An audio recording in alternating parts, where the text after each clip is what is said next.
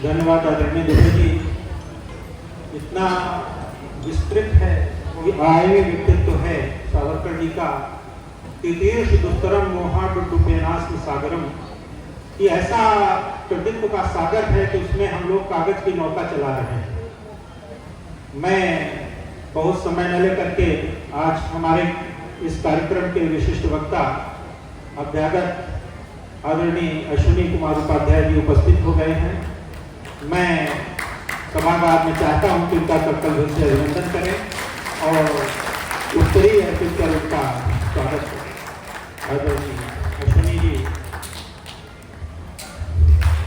ये परिचय की आवश्यकता नहीं है। अश्विनी जी को हम लोग यूट्यूब में सुनते रहते हैं। देश के बहुत बड़े वकील हैं और विधिवेत्ता हैं। आज जो हमारे बीच में उपस्थित हैं, मैं उनका स्वागत करता हूं, अभिनंदन करता हूं। इन अभाव की अंजुरियों में महक रहा भावों का चंदन, इन अभाव की अंजुरियों में महक रहा भावों का चंदन, श्रद्धा भाव समर्पित करता हूं मैं अभिनंदन, करता हूं मैं अभिनंदन। वकील शब्द अरबी भाषाविद कहते हैं ये फारसी का शब्द है, अरबी का शब्द है, लेकिन वो भाषाएं इस वकील की संवेदना पर नहीं पहुंच पाती है।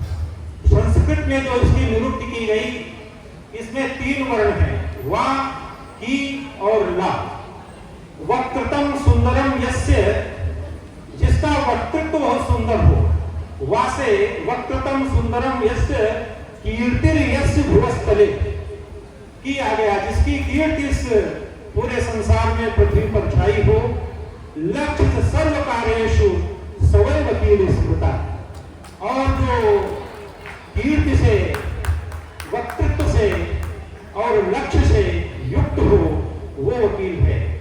आज हमारे बीच में देश के बड़े वकील माननीय अश्विनी उपाध्याय जी उपस्थित हैं। मैं उनसे निवेदन करूंगा बहुत समय न लेकर के कि वो सावरकर जी पर अपनी श्रद्धांजलि अर्पित करने की कृपा करें। आदरणीय अश्विनी।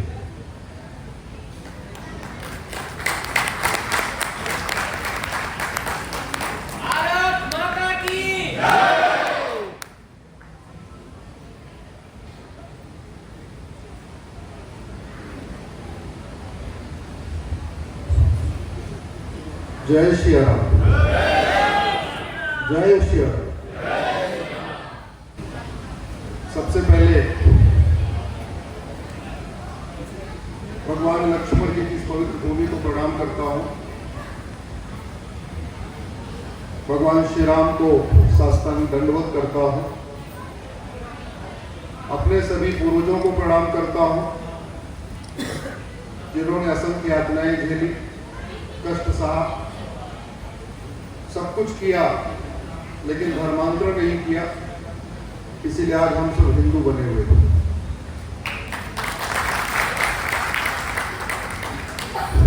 मंच को प्रणाम करता हूं।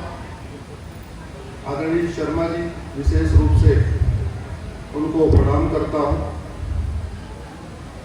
आदरणीय संजय जोशी जी को प्रणाम करता हूं।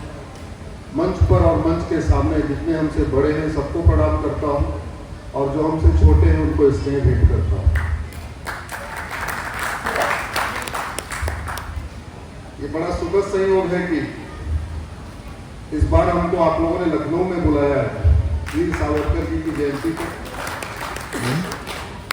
पिछले साल आज के दिन मुझे फर्गूसन कॉलेज में रहने का अवसर मिला था जहां उन्होंने अध्ययन किया था और मैंने वो कक्ष भी जाके देखा जहां वो हॉस्टल में रहते थे।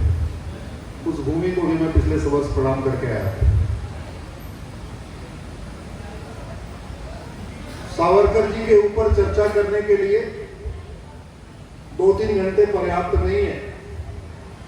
सावरकर जी के ऊपर अगर एक पुस्तक लिख दी जाए तो एक पूरे वर्ष किसी भी क्लास में 6वीं में, 7वीं में, 8वीं में या 9वीं में या 10वीं में पूरे वर्ष उसके ऊपर बच्चों को पढ़ाया जा सकता है। पूरे वर्ष उसके ऊपर अध्ययन और अध्यापन हो सकता है।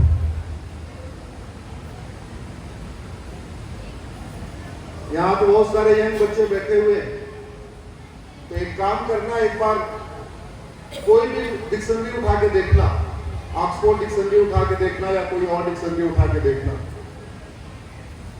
जितने अंग्रेजी के शब्द सेल्फ के साथ शुरू होते हैं, जितने इंग्लिश के शब्द सेल्फ के साथ शुरू होते हैं, उसमें से 90% शब्द सावरकर जी स्वयं, self respect, self proud, self reliance, जितने जितने self self self self self आपको कम से कम 150 शब्द मिलेंगे अंग्रेजी के, जिनके पहले आपको सेल्फ मिलेगा, वो सारे उन पे लागू होते हैं।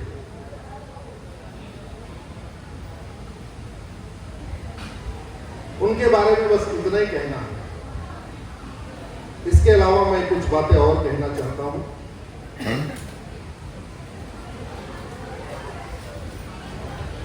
मैं पहले इंजीनियर था, वकालत मैंने बाद में किया। वकालत करने का छोड़ा में गया तो जापान वालों के साथ काम करने लग गया। फिर मारुति में गया तो अब तो ये मारुति सुजुकी हो गई, पहले वो गवर्नमेंट की कंपनी हुआ करती थी, तो वहां भी जापानियों के साथ काम करने लगा। अब इंजीनियरिंग वाला खुरापाती दिमाग, जब कुछ यहां देखे तो दिमाग में आता था ये प्रॉब्लम इटली में है कि नहीं है, ये प्रॉब्लम जापान में है कि नहीं। जापानियों के साथ काम करते करते एक बात हमने वहां सीखी कि हर समस्या में 5 बार वाई लगाओ, और 5वीं बार वाई लगाने के बाद जो उत्तर मिले वो समस्या का मूल कारण है, और 5वीं बार वाई लगाने के बाद जो उत्तर मिले उसका समाधान कर दो, वो समस्या परमानेंट ठीक हो जाएगी। जापानियों के साथ काम करके एक बात मैंने और सीखा कि हॉस्पिटल कितना ही अच्छा हो, लेकिन डॉक्टर गड़बड़ हो तो बीमारी ठीक नहीं होती। हॉस्पिटल भी अच्छा हो, डॉक्टर भी अच्छा हो, लेकिन ऑपरेशन थिएटर का सामान गड़बड़ हो तो भी बीमारी ठीक नहीं होती। हॉस्पिटल भी अच्छा, डॉक्टर भी अच्छा, ऑपरेशन थिएटर का सामान भी अच्छा, कंपाउंडर भी अच्छा, लेकिन अगर दवा गड़बड़ हो तो बीमारी ठीक होगी क्या? जरूरत होती है? नहीं। अच्छा, इनमें सब अच्छा, हॉस्पिटल अच्छा, डॉक्टर अच्छा, दवा अच्छी, लेकिन समय पे अगर दवाई ना खाए दिया जाए खाने के लिए टाइमली, और जितना डोज है उतना ही ना दिया जाए, देना है 650 mg और दे दिया उसको 200 mg, तो बीमारी ठीक होगी क्या? जरूर से होगी। दुर्भाग्यवश हमारे देश में पिछले 75 वर्षों से डॉक्टर तो बदल रहे हैं, लेकिन दवाई नहीं बदल रही। और हम पिछले 75 वर्षों से डॉक्टर डॉक्टर डॉक्टर, हमने पूरा फोकस डॉक्टर पे किया हुआ है। अब की बार ये डॉक्टर, अब की बार ये डॉक्टर, अब की बार ये डॉक्टर, लेकिन कभी कहा ही नहीं कि डॉक्टर साहब बीमारी ठीक क्यों नहीं हो रही? जो बीमारी भारत में है वो चीन में क्यों नहीं है? जो बीमारी भारत में है वो सिंगापुर में क्यों नहीं है? जो बीमारी भारत में वो जापान में क्यों नहीं है? कभी कहा क्या? नहीं। उसका बड़ा कारण ही है, चलो किसान, मजदूर, लोअर इनकम ग्रुप, बाकी लोग चलो अपने अपने काम में व्यस्त हैं, उनको बेचारों को इतना नहीं समझदारी है। दुर्भाग्यवश भारत के जो बुद्धिजीवी है वो भी कहीं ना कहीं केवल डॉक्टर को ही देख रहे हैं। इवन डॉक्टर भी केवल डॉक्टर को ही देख रहे हैं। बीमारी तब ठीक होती है जब दवाई बदलती है, डॉक्टर बदलने से कोई बीमारी ठीक नहीं होती। मेरी कोशिश है कि दवाई बदली जाए, तो मैंने सोचा दवाई कैसे बदलेगी, तो मुझे समझ में आया कि 80% दवाई विधानसभा और लोकसभा से बदलेगी, संसद और विधानसभा से बदलेगी, 20% दवाई हाईकोर्ट सुप्रीम कोर्ट से बदलेगी। गरीब परिवार का मैं सदस्य, परिवार में कोई राजनीतिक माहौल नहीं, कोई राजनीतिक गॉडफादर नहीं, तो मैंने कहा संसद विधानसभा पहुंचना तो बहुत मुश्किल है, लेकिन सुप्रीम कोर्ट और हाई कोर्ट पहुंचना आसान है। तो मैंने ला कर दिया। भगवान की दया से हमारी पत्नी को अध्यापिका की नौकरी मिल गई। और कितने की मिली उस समय? 8,000 की। और हमारी सैलरी थी 1 लाख रुपए। जैसे ही हमारी पत्नी को 8,000 की नौकरी मिली, वैसे मैंने 1 लाख की नौकरी छोड़ा और आ गए सुप्रीम कोर्ट। उसके बाद से ही हमारी PIL की यात्रा शुरू हुई। ये जो SIR का आप फैसला देख रहे हैं, ये 5 साल से मैं लड़ रहा हूँ SIR के लिए।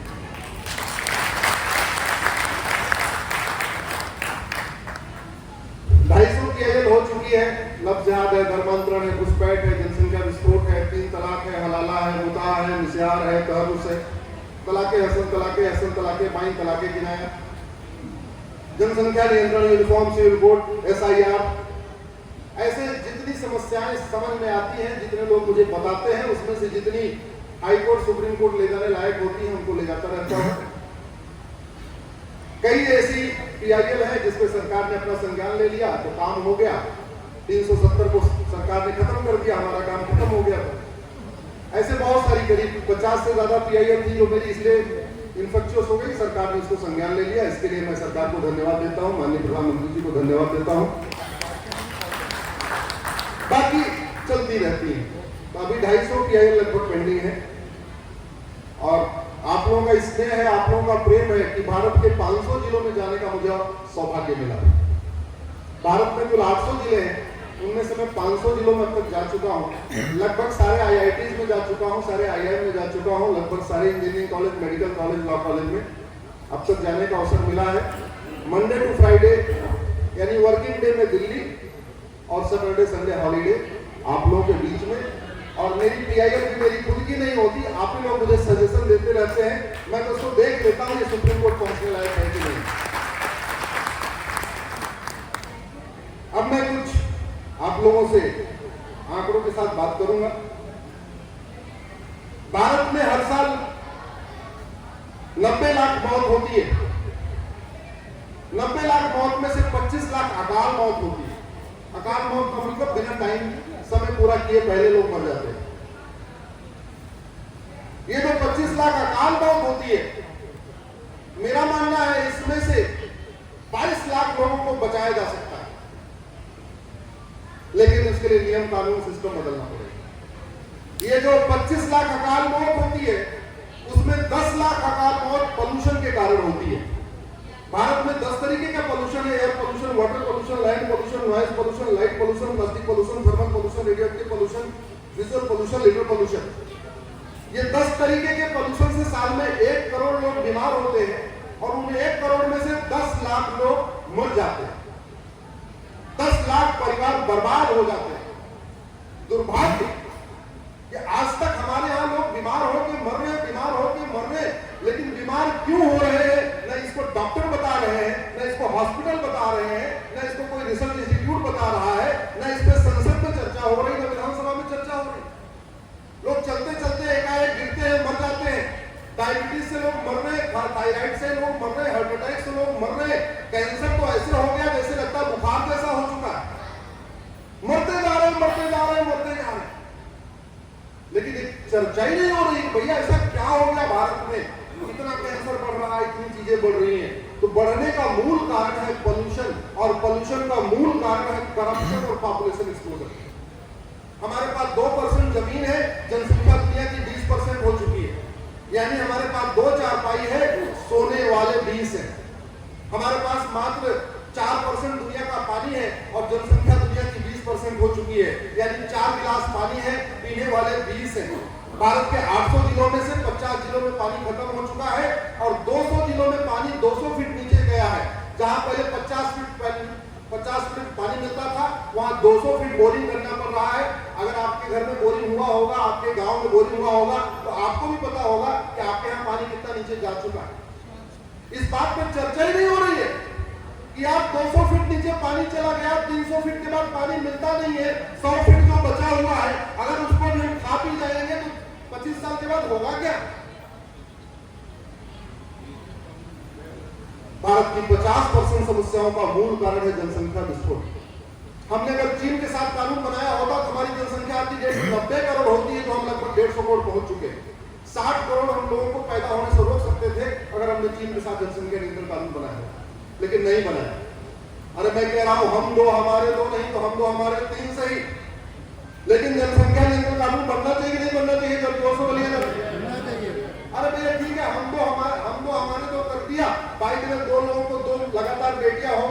भारत में लोगों की इच्छा होती है बेटा भी होना चाहिए तो तीसरा मौका और दे दो, या किसी को दूसरी बार जुड़वा बच्चा हो गया तो उसके भी 3 हो गए, उसको भी एक मौका दे दो। लेकिन चौथे वालों को क्या करना चाहिए? मैं कह रहा हूं चौथे वालों को उठा के जेल भेज दो। अब यही समाधान बचाओ। अगर इस देश को बचाना है तो समस्या भयावह हो चुकी है, इतनी भयावह समस्या। और मैंने कहा ना, ये जो 10 लाख लोग प्रदूषण से मर रहे हैं उसका सबसे बड़ा कारण है जनसंख्या विस्फोट। हम लोग दिल्ली में रहते हैं, हम लोग की एवरेज उम्र 12 साल कम हो चुकी है, साइंटिफिक डेटा बता रहे। दिल्ली में लोग 80 से ऊपर नहीं जा रहे हैं। साउथ वाले तो बेचारे रिटायर हो रहे हैं, यहाँ से चले जाते हैं, साउथ चले जा रहे हैं। जो यही वाले वो कहां जाएंगे? यही रहे। दिल्ली में पानी खत्म हो गया तो हम लोग कौन सा पानी पीते हैं? जो हरिद्वार का आता है, गंगा नहर का पानी, जिसको हम कहते हैं गंगा जल। अब गंगा जल पीते हैं तो मन में संतुष्टि होती है, लेकिन आपको पता है जो गंगा नहर आती है वो खुली हुई है। पश्चिम यूपी में जितनी किडनैपिंग होती है फिरौती के लिए, मारने के बाद उसी गंगा नहर में उनको फेंका जाता है। जितनी गाय कटती है उनका हाड़ हड्डी मांस वही गंगा नहर में फेंका जाता है। जितने कुत्ते बिल्ली है वही उठा के गंगा नहर में फेंका जाता है। तो कहने को हम गंगा जल पी रहे हैं, गंगा वाटर पी रहे हैं, एक्चुअल में हम क्या पी रहे हैं आपको समझ में आ रहा हो। और दुनिया में ऐसा कोई फिल्टर नहीं हुआ जो वायरस को निकाल दे। फिल्टर केवल उसके पानी के लेवल को मेंटेन कर सकता है, पीएच वैल्यू को मेंटेन कर सकता है, उसकी हार्डनेस को निकाल सकता है। आज तक दुनिया में ऐसा कोई फिल्टर नहीं है जो पानी के वायरस को निकाल दे, बैक्टीरिया को निकाल दे। बैक्टीरिया वायरस को निकालने वाला कोई फिल्टर नहीं है। मूल कारण पानी खत्म। पानी क्यों खत्म हुआ? क्योंकि दिल्ली क्षेत्रफल जो है वो रहने के लिए 20 लाख लोगों के लिए, और दिल्ली की जनसंख्या कितनी हो गई? 2 करोड़। हमारा क्षेत्रफल चीन का 1/3 है और हमारी जनसंख्या चीन के बराबर हो चुकी है। हमारा क्षेत्रफल अमेरिका का 1/3 है, अमेरिका की जनसंख्या 33 करोड़ है, हम 150 करोड़ है। हमारा क्षेत्रफल रूस का 1/5 है, रूस 15 करोड़, हम 150 करोड़। हमारा क्षेत्रफल ब्राजील का लगभग 1/3 है, ब्राजील 22 करोड़, हम 150 करोड़। ऑस्ट्रेलिया हमसे 2.5 गुना बड़ा, जनसंख्या 2.5 करोड़, हम 150 करोड़। भगवान राम भी अगर उत्तर के नीचे आ जाए तो भी यहां से गरीबी, भूखमरी, कुपोषण, प्रदूषण खत्म नहीं कर सकते। और आंकड़े देख लीजिए, जब भारत की जनसंख्या 40 करोड़ थी तो 4 करोड़ लोग गरीबी रेखा के नीचे थे, 4 करोड़ लोगों को मुफ्त में राशन दिया जाता था। अभी जनसंख्या 145 करोड़ है तो लगभग 83 करोड़ लोगों को देना पड़ रहा है। अब ये बताओ गरीबी बढ़ रही कि घट रही? जोर से बोलो जरा। इसका समाधान कौन करेगा? कौन बोलेगा? आवाज उठाना पड़ेगा। समाधान ये है, हम दो, हमारे दो, सबके दो। भारत में 2 लाख लोग मिलावटखोरी के कारण साल में मर रहे हैं। सब कुछ नकली, दूध नकली, घी नकली, तेल नकली, मसाला नकली, पेस्ट नकली, आपकी चाय नकली, लौकी नकली, आपकी सब्जी नकली, आपका जूस नकली। मतलब क्या दिन आ गए? हम दूध नहीं, गाय का हम खून चूस रहे। कैसे खून चूस रहे? क्योंकि बिना इंजेक्शन दिए वो पूरा दूध ही नहीं दे पाए। आपके लखनऊ में बिना इंजेक्शन के दूध निकालते हैं, इंजेक्शन देके निकालते हैं। भैया जोर से बताओ जरा।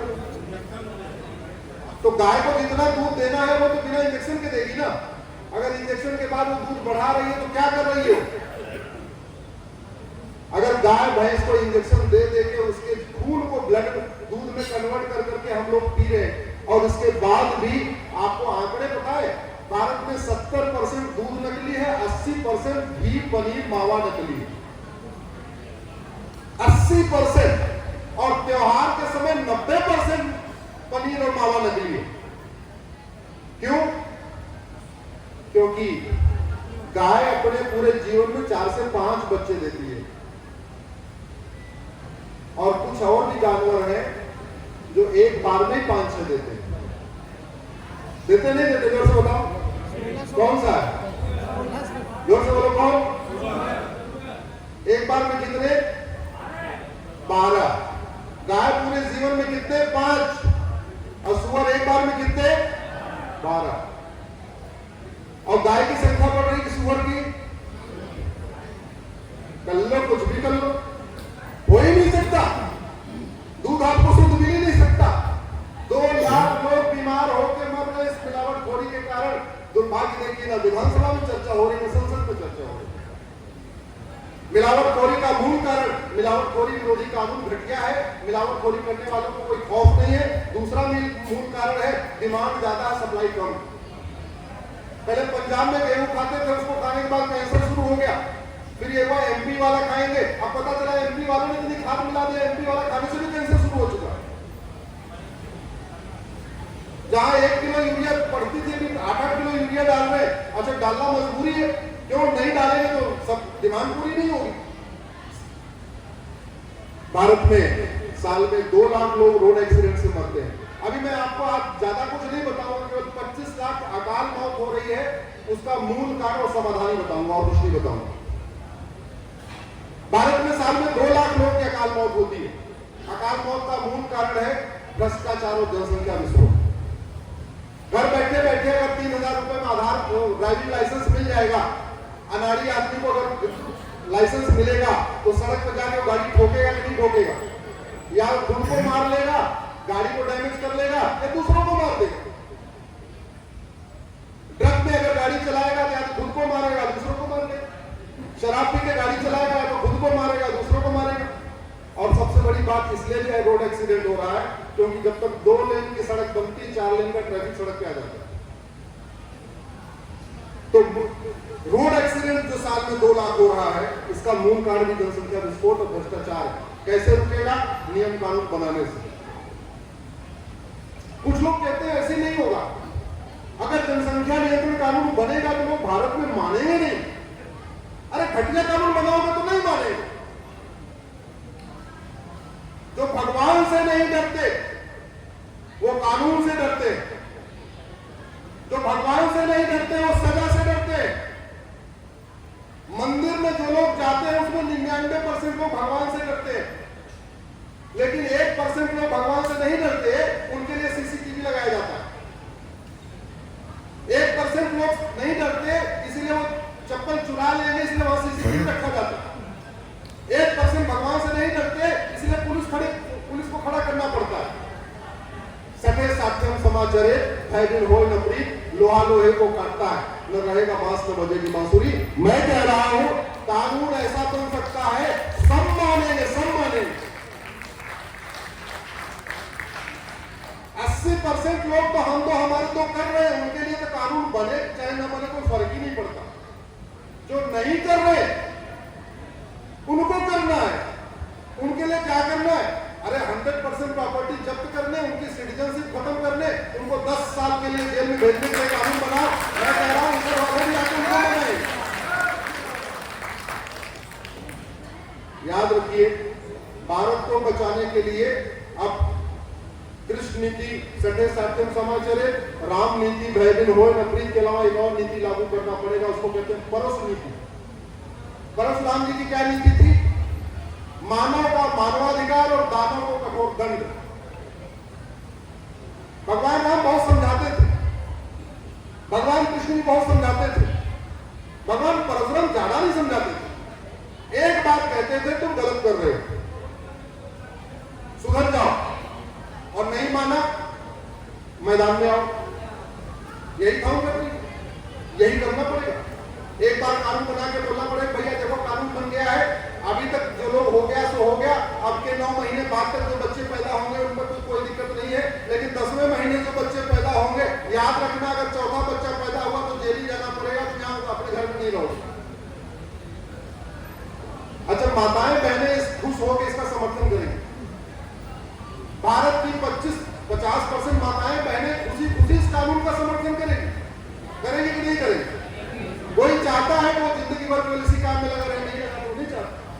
सब समर्थन करेंगे, वो हिंदू हो या एक्स हिंदू हो। भाई हम कहते हैं ना भारत में सब हिंदू है, तो 80% हिंदू है और 20% एक्स हिंदू है। आप उनको कन्वर्टेड हिंदू कहते हैं, हम उसको एक्स हिंदू कहते हैं।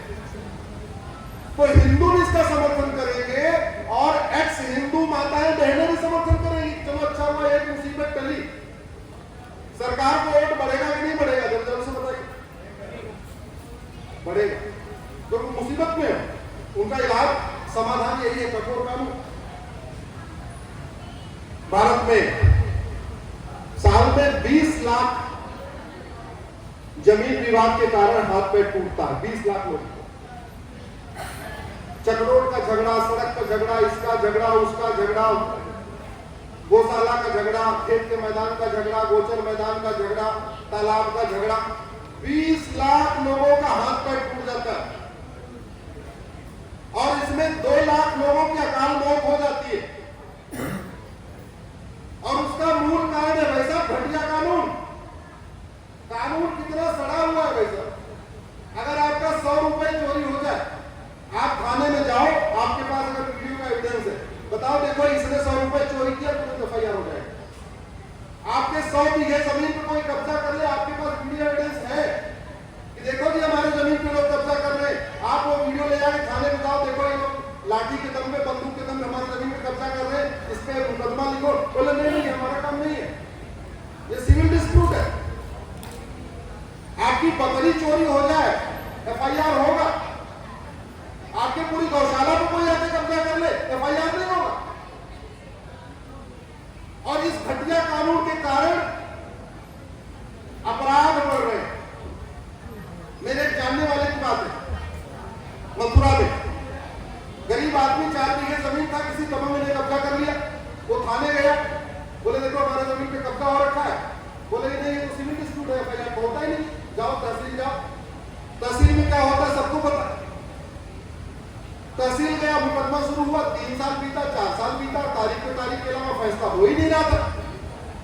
और फैसला हो भी जाए तो कितने लेयर है, पहले चकबंदी अधिकारी, फिर एसओसी, फिर डीडीसी, फिर चकबंदी कमिश्नर, फिर हाईकोर्ट, फिर supreme court.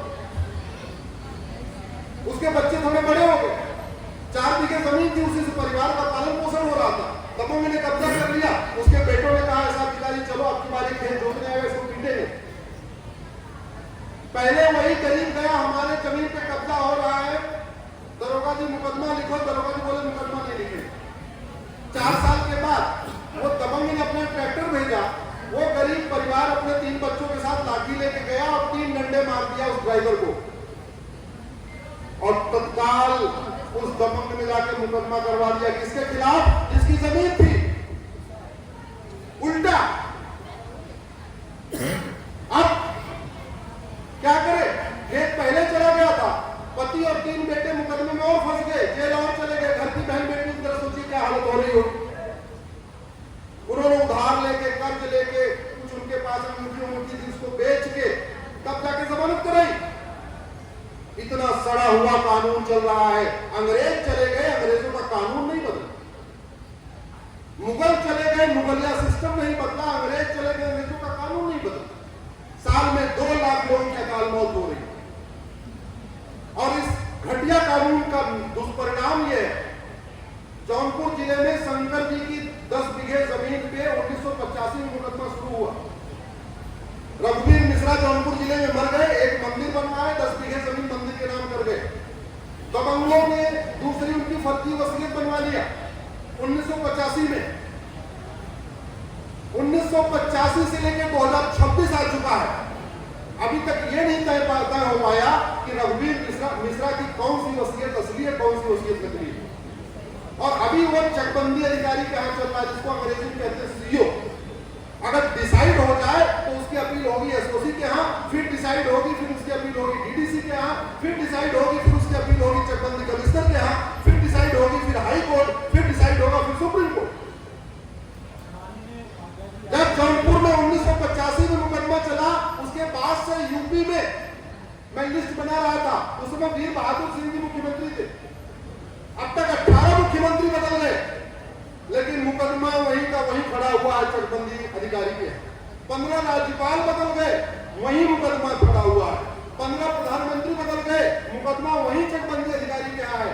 50 chief justice of India बदल गए, मुकदमा वहीं का वहीं खड़ा हुआ है। इसलिए मैं कह रहा हूं, डॉक्टर बदलने से बीमारी ठीक नहीं होगी, बीमारी ठीक होगी दवाई बदलने से, नियम कानून और सिस्टम बदलने।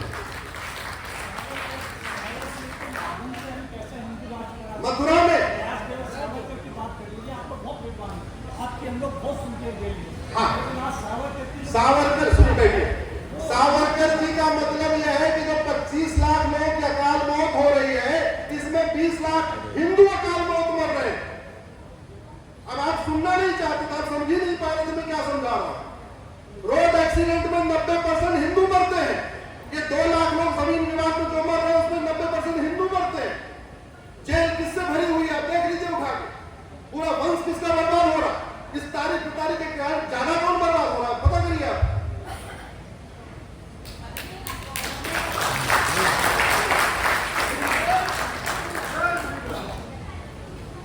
भ्रष्टाचार तारीख पे तारीख और फर्जी केस के कारण साल में 2 लाख लोग आत्महत्या कर रहे हैं। अभी फतेहपुर के एक श्रीवास्तव परिवार ने आत्महत्या किया।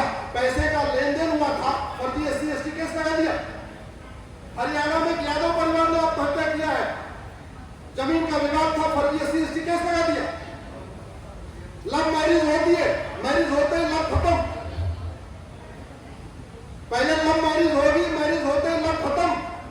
और उसके बाद थोड़ा भी झगड़ा हुआ तो जिसने लव किया उसके ऊपर तो दहेज का मुकदमा नहीं चलता, या चलता भी है तो ठीक है, चलना भी चाहिए। उसने लव किया तो दहेज का मुकदमा झेले। अरे ससुर ने क्या किया था, नंद नंदोई ने क्या किया था, जेठ जेठानी ने क्या किया था, देवर देवरानी ने क्या किया था, फूफा फुआ ने क्या किया था, मौसी मौसा ने क्या किया था। कौन जेल जा रहा है इसमें? हिंदू जेल नहीं जा रहे क्या? हिंदू जेल जा रहा है। 5 करोड़ मुकदमों के कारण 5 करोड़ परिवार टेंशन में है। एक परिवार में 7 आदमी मान के चलिए तो 35 करोड़ भारतीय टेंशन में है। गिन के देख लीजिए इसमें कितने हिंदू।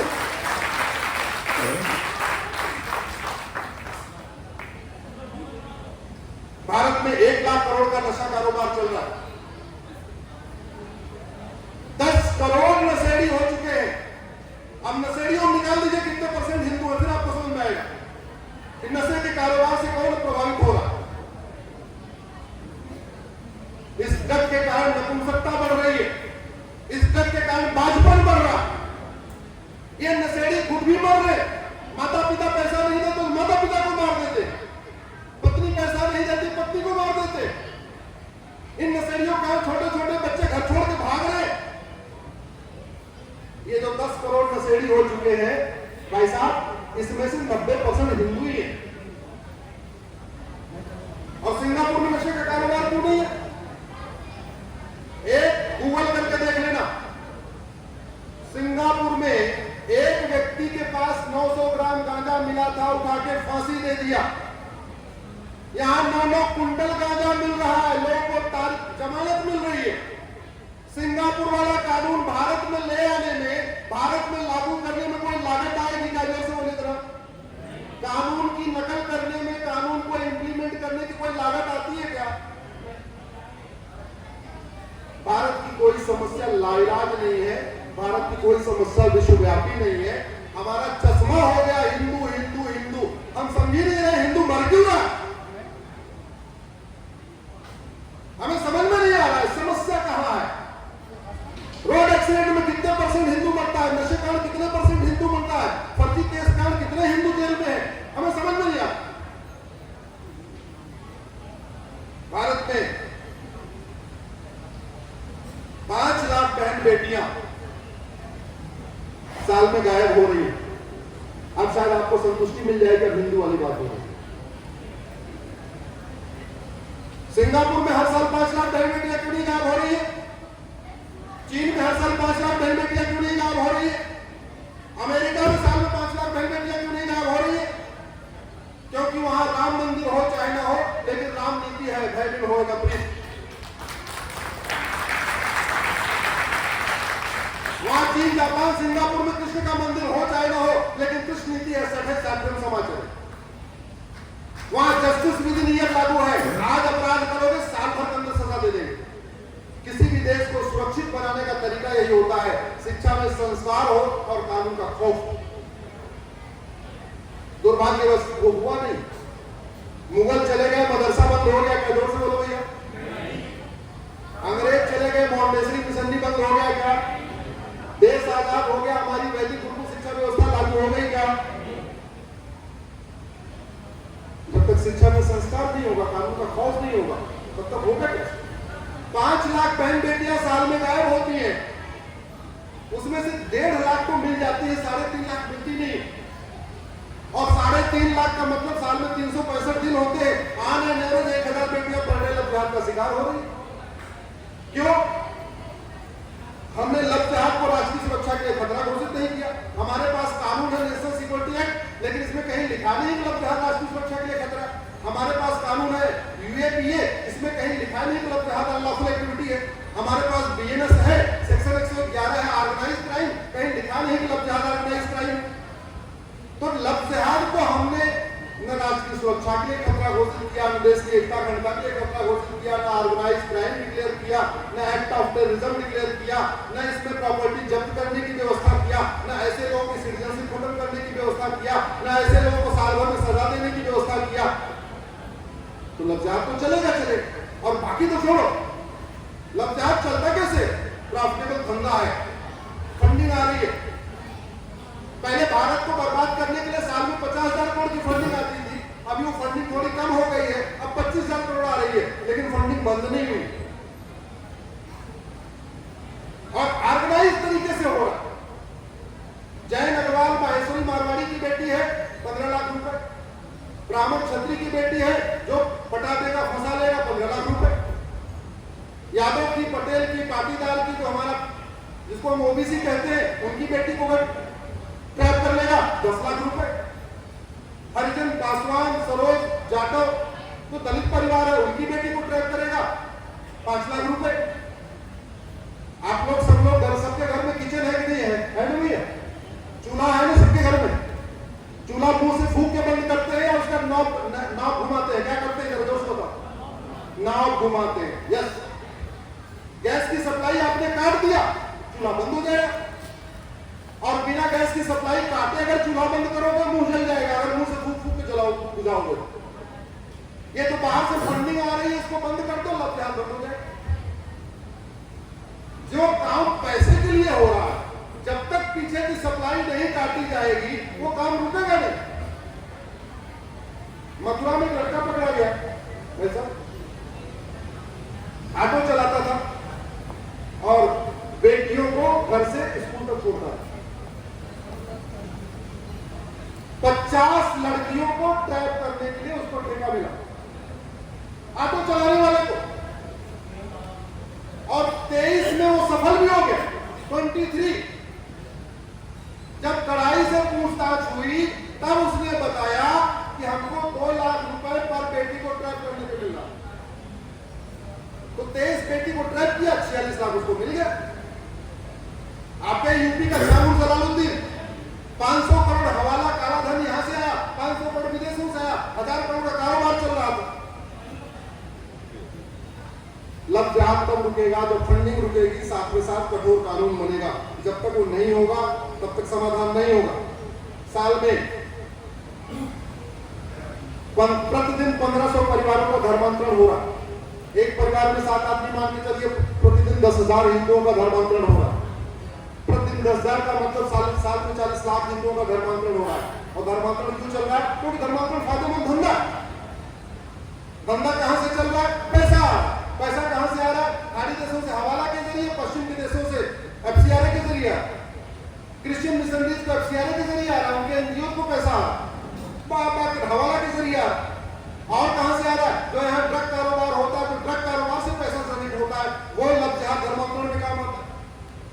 तो लव जिहाद धर्मांतरण रोकने के लिए आपको विदेशी फंडिंग रोकनी पड़ेगी, हवाला फंडिंग रोकनी पड़ेगी, अंदर ड्रग का कारोबार रोकना पड़ेगा, तब जाके रुकेगा। ये कैसे रुकेगा? आप रोक सकते हो क्या? नहीं। मैं रोक सकता हूं क्या? नहीं। मंच पे बैठे लोग रोक सकते हैं क्या? नहीं। रोकेगा वो जिसने संविधान की शपथ लिया है कि मैं सुरक्षित भारत बनाऊंगा, भारत को सुरक्षित बनाऊंगा, भारत की सारी समस्याओं का समाधान करूंगा। भाई कोई व्यक्ति 10 लाख वोट से भी जीत जाए, वो सांसद विधायक नहीं कहलाएगा। कलेक्टर साहब उसको सर्टिफिकेट दे दे, तब भी वो सांसद विधायक नहीं कहलाएगा। सांसद विधायक तब कहलाएगा, उसको वेतन भत्ता, गाड़ी, बंगला, फ्री एयर टिकट, आजीवन पेंशन तब मिलेगी जब वो संविधान की शपथ ले लेगा, विधानसभा में जाके, संसद में जाकर। बिना शपथ लिए उसको वेतन भत्ता नहीं मिलता। और शपथ क्या लिया? मैं संविधान के अनुसार सारे कार्य करूंगा। संविधान कहता धर्मांतरण रोको, संविधान कहता घुसपैठ रोको, संविधान कहता जनसंख्या नियंत्रण कानून बुलाओ, संविधान कहता लव जिहाद रोको, आर्टिकल 47 कहता नशाबंदी शराबबंदी करो, आर्टिकल 48 कहता गौ हत्या पर प्रतिबंध लगाओ। जितनी बातें कह रहे हैं संविधान में लिखी हुई है, लेकिन शपथ लेने वाले अपना काम कर रहे हैं क्या? जोर से बोलो। हम कार्यक्रम के बाद कार्यक्रम, कार्यक्रम के बाद कार्यक्रम, कार्यक्रम के बाद कार्यक्रम करते जा रहे हैं। हम संविधान की शपथ लेने वालों को जाके थोड़ा हिला रहे हैं कि नहीं, भैया देख लो एक आध काम तुम भी कर रहे हो, एक आध काम तुम भी कर रहे हैं क्या? नहीं। तो आप कार्यक्रम करते जाइए, संतुष्टि के लिए अच्छा है, मन बहलाने के लिए बड़ा अच्छी बात है। भैया हम कार्यक्रम कर रहे हैं, हमें 25 साल हो गया, हमें 50 साल हो गया, देले भर का फर्क नहीं आने वाला, कोई फर्क नहीं आने वाला। इस कार्यक्रम में क्या कर लोगे आप लोग? 10-10 बच्चे पैदा कर सकते हैं क्या? जोर से बोलो जरा। अगर कार्यक्रम आने वाले कर ले तो बताएं, नहीं कर सकते।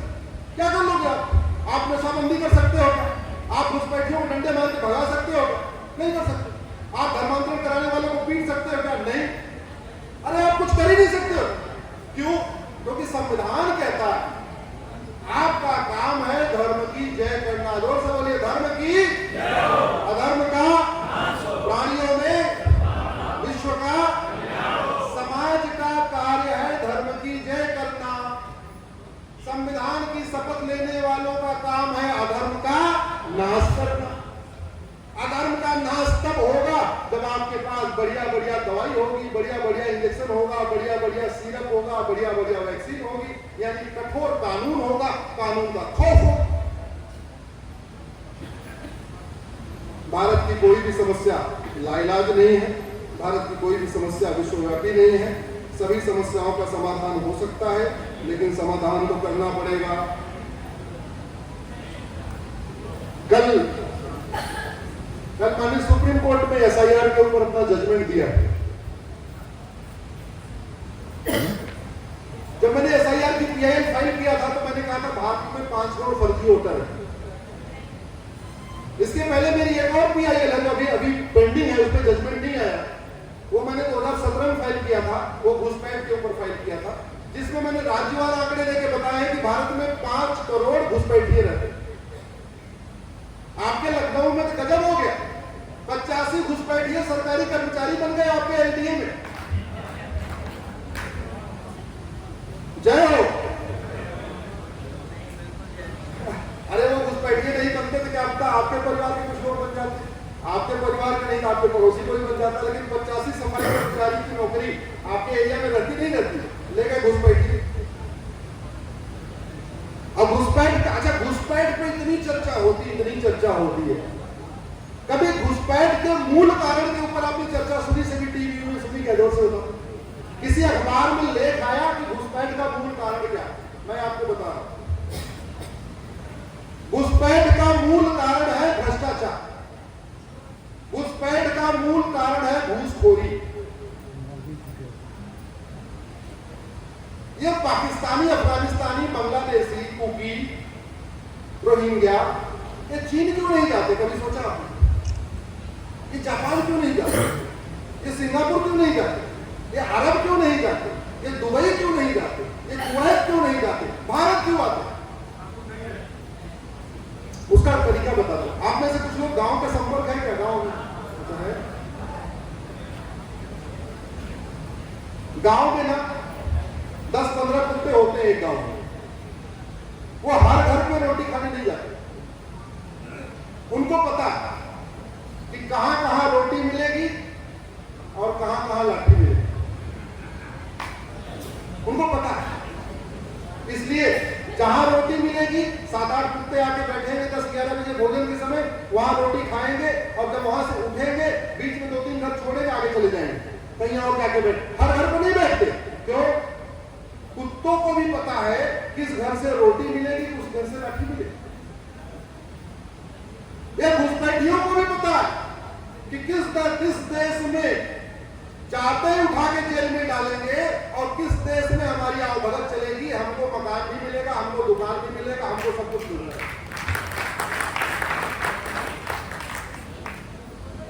बॉर्डर पे 2000 रुपए देके आते, अंदर आते हैं, कॉमन सर्विस सेंटर में 2000 रुपए में आधार बनवा लेते। और आधार कैसे बन जाता है? हमारे यहां हमने खुद ही कानून बना रखा है। अभी मैंने आधार एक्ट चैलेंज किया भाई। हमारे आधार एक्ट में लिखा हुआ है कि कोई भी भारत में रहने वाला व्यक्ति, वो भारतीय हो, पाकिस्तानी हो, अफगानिस्तानी हो, बांग्लादेशी हो, कुकी हो, कोई भी हो, जो 182 दिन रह ले वो आधार बनवा सकता है। ये हमारे आधार एक्ट में लिखा हुआ। ये आधार एक्ट 2016 में बना, ऐसा नहीं अंग्रेज बना के गए। और आधार कैसे बनेगा?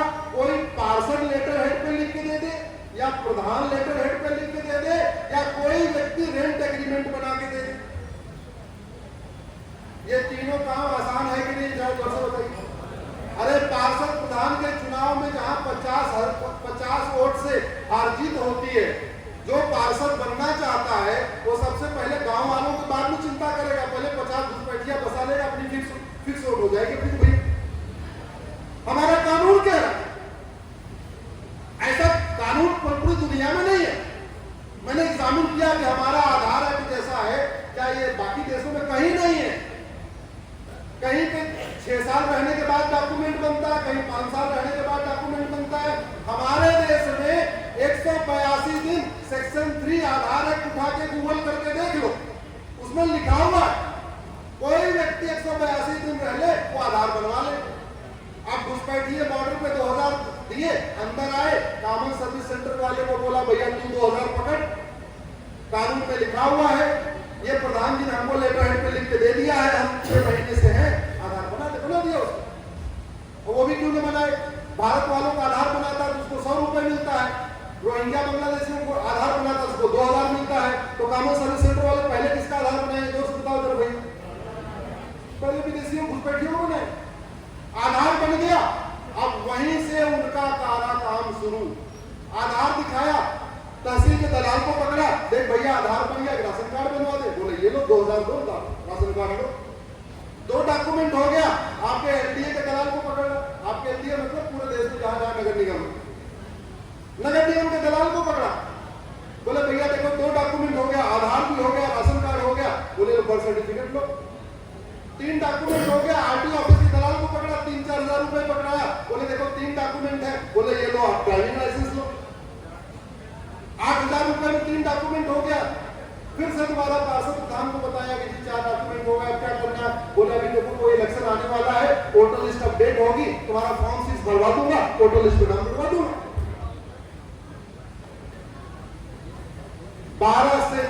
10 से 12 हजार रुपए में कोई भी दुनिया का आदमी आके भारत में 5 डॉक्यूमेंट बनवा के वोटर लिस्ट में नाम जुड़वा सकता है।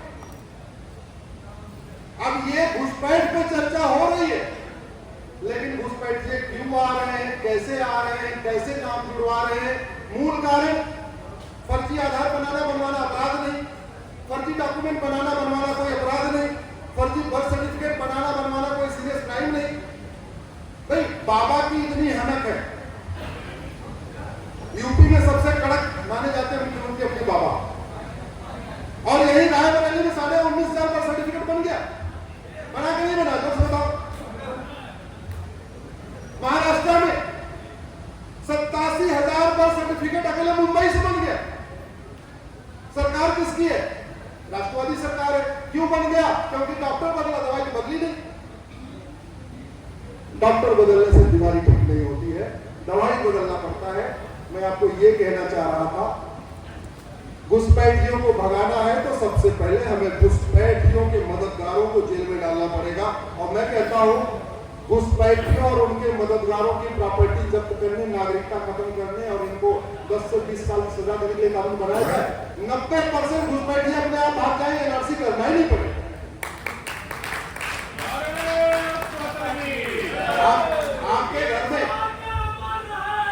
आपके घर में अगर 20 चूहे हो तो आपको 20 चूहा नहीं मारना, एक चूहे को जोर से मारो, 19 चूहे अपने आप भाग जाए।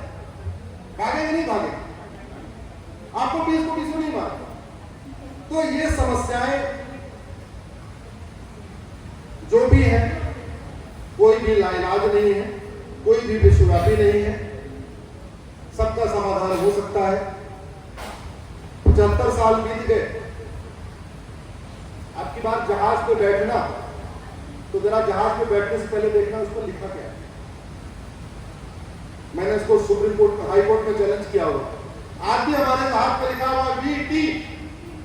वीटी का मतलब होता है विक्टोरिया टेरिटरी। आज भी लिखा हुआ। 75 साल से स्वतंत्रता दिवस मना रहे। लखनऊ वालों की हिंदी बहुत अच्छी होती है। स्वतंत्र का संधि विच्छेद करिए, क्या हुआ? स्व, जोर से बोलिए, तंत्र, तंत्र, तंत्र, स्व तंत्र, स्वयं का तंत्र। कौन सा तंत्र हमारा?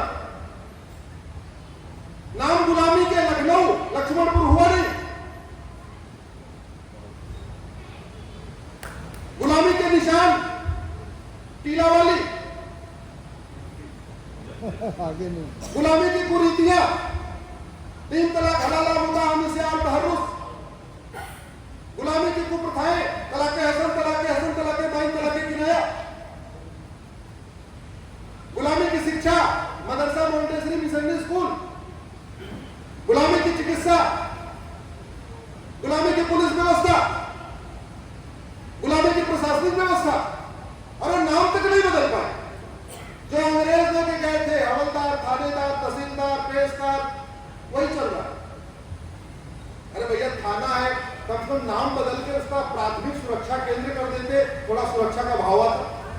वही थाना, थानेदार की बजाय प्राथमिक सुरक्षा अधिकारी कर देते, थोड़ा सुरक्षा का भाव आता। नहीं, गुलामी की पुलिस व्यवस्था, गुलामी की प्रशासनिक व्यवस्था, गुलामी की न्यायिक व्यवस्था, गुलामी की टैक्स व्यवस्था, गुलामी की व्यापार व्यवस्था, गुलामी की चुनाव व्यवस्था, गुलामी की बैंक व्यवस्था, सारा सिस्टम गुलामी का है।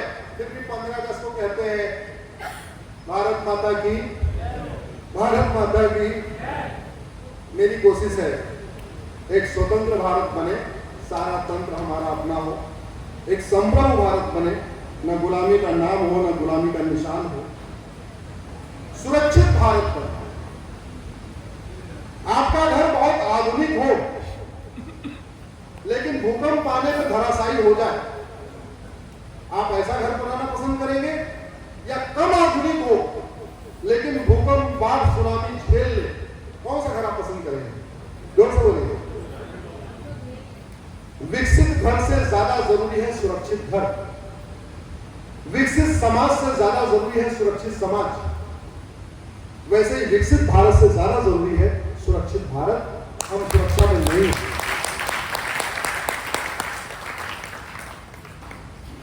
भारत में 28 राज्य है, 8 केंद्र शासित प्रदेश, टोटल हो गए 36 में से 9 राज्यों में हिंदू खत्म हो गए, यानी 25% राज्यों में हिंदू खत्म हो चुके। मेरी पीआईए चल रही है। भारत में 800 जिले हैं, उसमें से 200 जिलों की डेमोग्राफी बदल गई है, यानी 25% जिलों की डेमोग्राफी बदल चुकी है। भारत में 6000 तहसीलें हैं, उसमें से 1500 तहसीलों की डेमोग्राफी बदल चुकी है। इसका मतलब 25% तहसीलों की डेमोग्राफी बदल गई है। भारत के बॉर्डर पे टोटल 300 तहसीलें हैं और 300 की डेमोग्राफी बदल गई है। आप सोच रहे होंगे बंगाल वाली डेमोग्राफी बदली, असम वाली नहीं भैया। अरे यूपी के बॉर्डर की डेमोग्राफी बदल रही है, बलरामपुर बहराइच जाके देख लो। उत्तराखंड के बॉर्डर की डेमोग्राफी बदली है, पंजाब के बॉर्डर की डेमोग्राफी बदली है, गुजरात के बॉर्डर की डेमोग्राफी बदली है, राजस्थान के बॉर्डर राधनपुर वाले एरिया में चले जाओ, वहां की डेमोग्राफी बदली है, कच्छ और भुज की डेमोग्राफी बदली है, द्वारका जी की डेमोग्राफी बदली है, पुरी की डेमोग्राफी बदली है, गोवा की डेमोग्राफी बदली है।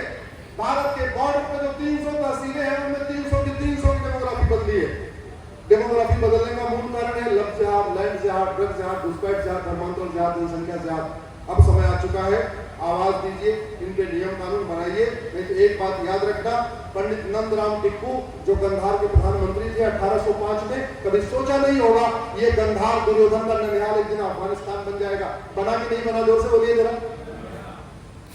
राजा हरि सिंह ने कभी सोचा नहीं होगा कश्मीर से हिंदुओं का नामो निशान मिट जाएगा। मिटा कि नहीं मिटा? राजा रणजीत सिंह ने कभी सोचा नहीं होगा पंजाब के 2 टुकड़े हो जाएंगे। 2 टुकड़ा हुआ कि नहीं हुआ? एक पंजाब हमारे हिस्से आया, एक पंजाब पाकिस्तान बन गया। राजा शशांक ने कभी सोचा नहीं होगा बंगाल के 2 टुकड़े होंगे, एक बांग्लादेश बनेगा, एक हमारा वेस्ट बंगाल बनेगा। हुआ कि नहीं हुआ? 1947 के मार्च के महीने में आडवाणी जी जेठमलानी जी, इंद्र कुमार गुजराल, मनमोहन सिंह जी ने, यश चोपड़ा, प्रेम चोपड़ा, मिल्खा सिंह, सुनील दत्त, लाला अमरनाथ, महेंद्र अमरनाथ, गुलजार, इन लोगों ने कभी सोचा नहीं होगा मार्च के महीने में होली मनाते समय कि अगस्त में देश का विभाजन हो जाएगा। हुआ कि नहीं हुआ? जोर से बोलिए जरा। दुर्भाग्य देखिए, जो गलतफहमी राजा रणजीत सिंह को थी, जो गलतफहमी पंडित नंदराम टिक्कू को थी, जो गलतफहमी राजा हरि सिंह को थी, जो गलतफहमी राजा शशांक को थी, और क्या थी गलतफहमी? कि वेद पुराण बाइबल पुराण एक समान होता है। और क्या थी गलतफहमी? गुरुकुल मदरसा एक समान होता है। और क्या गलतफहमी थी? मजहब नहीं सिखाता आपस में बैठ करना। और क्या गलतफहमी थी? सारे रिलीजन एक समान होता है। अभी मैं सबरीमाला में बहस कर रहा था, तो इसमें बहुत तगड़ी मेरी बहस हो गई कोर्ट से।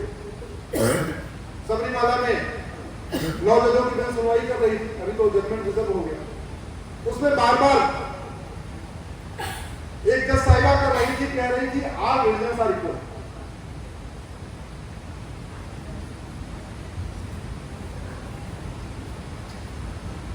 एक हफ्ते से 16 दिन 18 दिन सुनवाई हुई, डेली 1-2 बार बोल देती थी आल रिलीजन्स आर इक्वल। 4-5 दिन तो मैंने सुना, उसके बाद मेरा धैर्य जवाब दे दिया। तो जब मेरा नंबर आया तो मैंने लीगल बहस तो बाद में किया। एक शिव पुराण, एक विष्णु पुराण, एक दुर्गा सप्तशती, हनुमान चालीसा, जैन ग्रंथ आगम, बौद्ध ग्रंथ त्रिपिटक, ये सारा लेके आया। मैंने माननीय कोर्ट से कहा ये मेरे हाथ में शिव पुराण है, इसमें कहीं नहीं लिखा हुआ है यही एक पवित्र ग्रंथ है, भगवान शंकर ही अकेले पूजा योग्य है, और जो भगवान शंकर की पूजा नहीं करेगा, जो शिव पुराण नहीं पढ़ेगा, वो नरक में जाएगा। मैंने विष्णु पुराण उठा के दिखाया, हमने कहा इसमें कहीं नहीं लिखा हुआ यही एकमात्र पवित्र ग्रंथ है, भगवान विष्णु ही इकलौते पूजा योग्य देवता है, जो भगवान विष्णु की पूजा नहीं करेगा, विष्णु पुराण नहीं पढ़ेगा, नरक में जाएगा। दुर्गा सप्तशती दिखा के बताया, इसमें कहीं नहीं लिखा हुआ केवल मां दुर्गा ही पूजा योग्य है, दुर्गा सप्तशती एक पवित्र ग्रंथ है। रामायण उठा के दिखाया, हमने कहीं नहीं लिखा हुआ है भगवान राम ही पूजा योग्य है और यही रामायण ही एक पवित्र ग्रंथ है। भगवत गीता मैंने दिखाया, इसमें कहीं नहीं लिखा हुआ है भगवान कृष्ण ही पूजा योग्य है और यही भगवत गीता ही एक पवित्र ग्रंथ है। हनुमान चालीसा में कहीं नहीं लिखा हुआ है केवल हनुमान जी ही पूजा योग्य है और हनुमान चालीसा ही पढ़ोगे तभी स्वर्ग में जाओगे, नहीं तो नरक में जाओगे। जैसे मैंने इतनी बात कही, पूरे कोर्ट में खलबली मिल गई, मच गई। लोगों को लगा इसके बाद में कुछ और भी किताब दिखाऊंगा, लेकिन मैं और किताब लेके गया नहीं था, तो इसलिए मैंने बाकी कोई किताब नहीं दिखाई, लेकिन मैंने अंतर स्पष्ट ये बता दिया कि दुनिया में ऐसी अनेक किताबें हैं जहां लिखा हुआ है मेरा गॉड ही इकलौता पूजा योग्य है, मेरी ही किताब एक इकलौती होली ग्रंथ है, इसी को पढ़ोगे, मेरे गॉड की इबादत करोगे, तभी तुम जन्नत में जाओगे, और नहीं किया तो जहन्नुम में जाओगे। लिखा नहीं लिखा जाओ बता। तो मैंने माननीय कोर्ट से कहा कि धर्म और रिलीजन में जमीन आसमान का अंतर। इसका मेरी पीआईएल है धर्म और रिलीजन के ऊपर, उसमें मैंने धर्म और रिलीजन के 25 अंतर बताए हैं। आपको मोटा मोटा एक लेमैन वाला बताता हूं। धर्म सबको जोड़ता है और मजहब सबको तोड़ता है। धर्म सबको इंक्लूड करता है और मजहब सबको एक्सक्लूड करता है। धर्म वसुधैव कुटुंबकम सिखाता है, धर्म नारी तू नारायणी सिखाता है, धर्म सर्वमंगल मांगल्य सिखाता है, धर्म सर्वे भवन्तु सुखिनः सिखाता है, और मजहब ठीक इसका उल्टा सिखाता है। इसलिए ये जो गलतफहमी है, जितने जल्दी हो जाए उतना ठीक है, समस्याओं का समाधान जितना जल्दी करे उतना अच्छा है। इसी के साथ मैं अपनी बात खत्म करता हूं, क्योंकि आदरणीय संजय जोशी जी को भी हम लोगों को सुनना है। उसके बाद हमारी फ्लाइट का टाइम भी हो गया है, कल हमें अपने दोबारापुर क्षेत्र में पहुंचना है। हमारा क्षेत्र सुप्रीम कोर्ट और हाई कोर्ट है, कल से वहां फिर से हमारा संघर्ष शुरू होगा। आप लोगों ने इतनी देर सुना, मैं बहुत बहुत धन्यवाद देता हूँ, मंच को प्रणाम करता हूँ, आपने मुझे बुलाया, आपको धन्यवाद देता हूँ। भारत माता की